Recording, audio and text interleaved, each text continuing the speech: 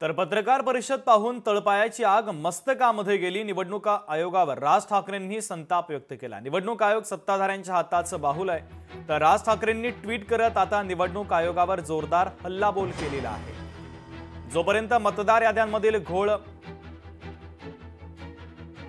घोळासंदर्भात भूमिका स्पष्ट करत नाही तोपर्यंत निवडणुका घेऊ नका अशी भूमिका राज ठाकरेंनी घेतलेली होती। मात्र तरी देखील आता निवडणुका जाहीर करण्यात आलेल्या आहेत। त्यानंतर मात्र आता राज ठाकरे यांनी पुन्हा एकदा निवडणूक आयोगावर जोरदार हल्लाबोल केलेला आहे। निवडणूक आयोग हा सत्ताधाऱ्यांच्या हातचं बाहुल आहे असं राज ठाकरे यांनी आपल्या एक्सपोस्टमध्ये म्हटलेलं आहे।